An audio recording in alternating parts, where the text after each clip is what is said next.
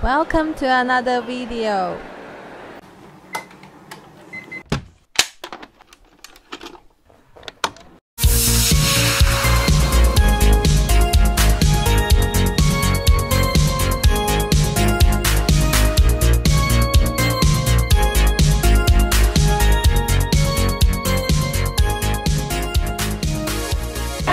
So we're in a queue at the ferry terminal here in Shoko, waiting to get onto the ferry to get to Macau.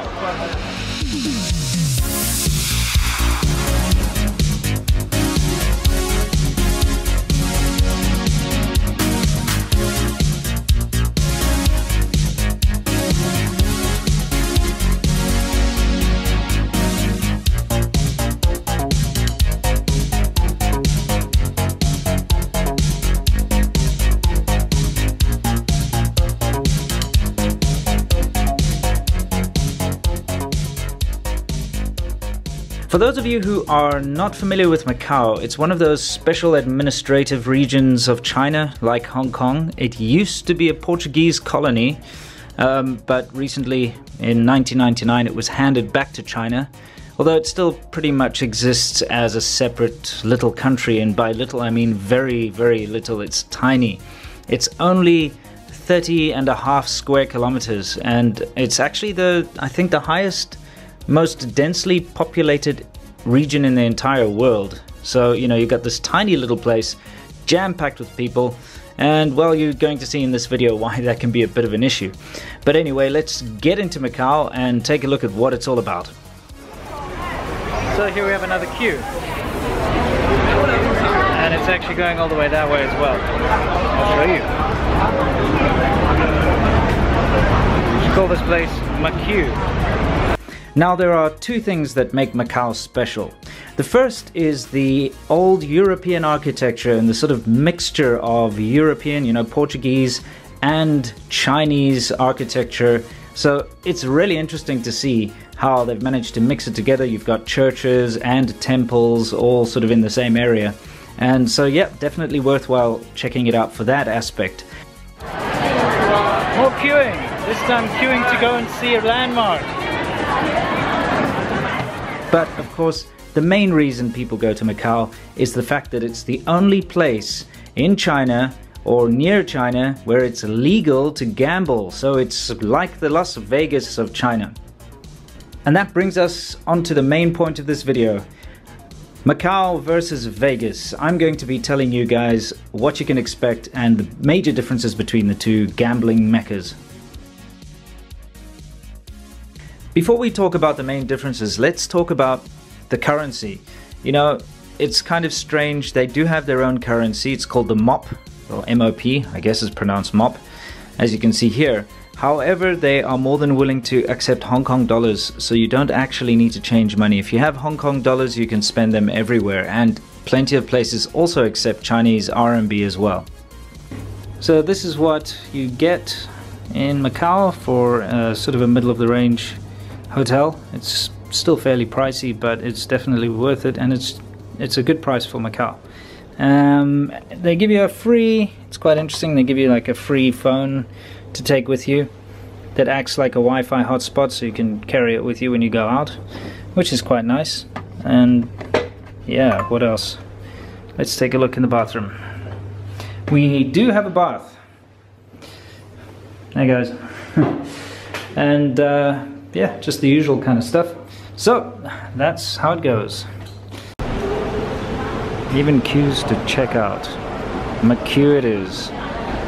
Right, let's start talking about the differences. Now, the first biggest difference that you're going to notice is the atmosphere in general. Now, in Vegas, it's all about having a party. When you're there, you see people drinking, laughing, having a good time, wearing weird and wonderful costumes. You see flashy women on the streets, live music out in public, you know, that kind of thing, and everyone has a smile on their face. And it's actually something I really enjoyed about Vegas when I was there. In Macau, there's definitely no party atmosphere at all. It's all about taking photos. That's really the main thing. Buying special street food, snacks which are famous in Macau, like egg tarts, and of course the very famous sort of dry, well, I don't know how to explain it. It's kind of like a pork jerky You get beef jerky as well, but it's kind of like made in sheets and usually glazed with honey and things like that. Either way, there's definitely no party atmosphere. People are not happy. They're just pushing and shoving and milling around in massive crowds, taking photos and going to spend their money in the casinos. Oh, and let's not forget Macau's third favorite pastime, which is queuing for free shuttle buses to the various casinos. When it comes to the casinos themselves, I could say they're very much of a muchness. You know, they're not any worse than the ones in Vegas. In fact, I'd say some of them are even bigger and better. The Venetian, for instance, in Macau, as far as I could see, is a bigger, cleaner, nicer casino. There are, of course, certain attractions which you can go and see. For instance, the Ferris wheel at the Studio City Casino, which costs a bunch of money and, well, it lasts about 5 minutes and only takes you about an hour and a half of, you guessed it, queuing to see.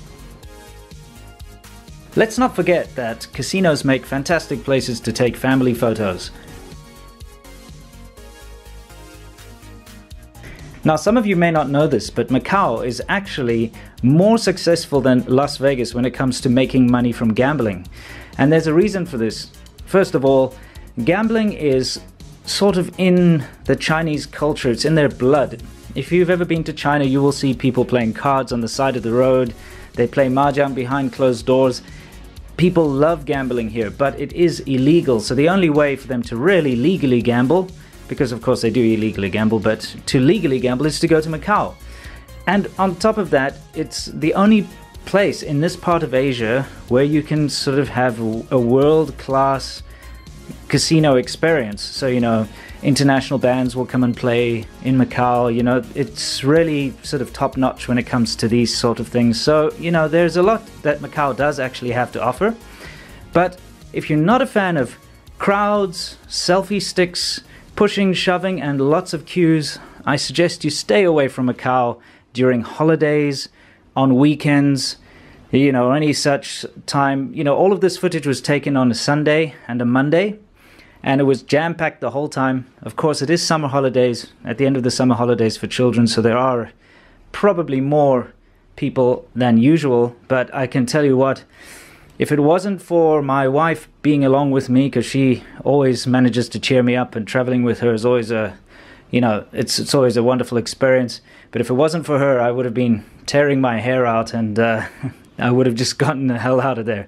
Anyway, guys, I hope you enjoyed this video. I hope it's given you a better idea of what Macau is like. And if you're ever in this part of the world, now you can have a more of an informed idea about whether you want to visit it or not.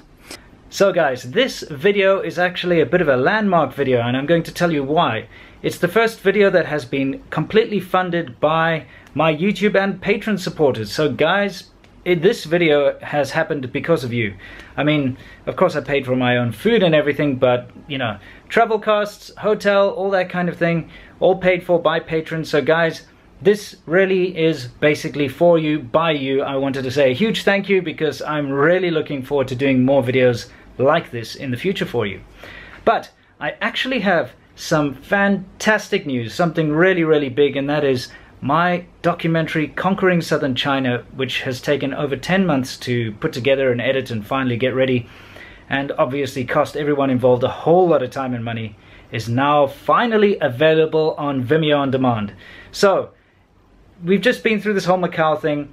Those crowds, if you're like me, and crowds and pushing and shoving and all that kind of nonsense kind of gets you, I don't know, upset and claustrophobic, and, you know, kind of gets on your nerves, this is a great way to decompress. Because in Conquering Southern China, we go into the rural parts of China, places that I can guarantee that no foreigner outside of China has ever seen before. Absolutely, even foreigners living in China haven't seen before. In fact, I'd go as far to say that a lot of Chinese people, in fact most Chinese people, haven't seen the kind of interesting little places we went. And we speak to the locals, the rural people, and we try all sorts of funny and interesting food, and, you know, it's something that I'm really proud of. This documentary is something that I would love all of you to see. So there's a link down below. I'm going to play a little teaser at the end of this video. And guys, once again, thank you for all of your support. You are what make this channel possible, and I can't wait to see you in the next video. So guys, until next time, you know the drill. As always, stay awesome. 这是我们的本地的农家菜，也是我们的很新鲜这种，这比较特别一点。我们可以这样吃吗？嗯，可以，如果吃辣椒都可以吃生的。好啊，哦，Cheers. 真的可以。啊 ，OK。I swallowed the whole bloody thing. Oh my god. My stomach is doing somersaults. Holy. It's getting worse. Dude, like my stomach is turning inside out. I swallowed the whole thing. That's unbearable. Is that like legal?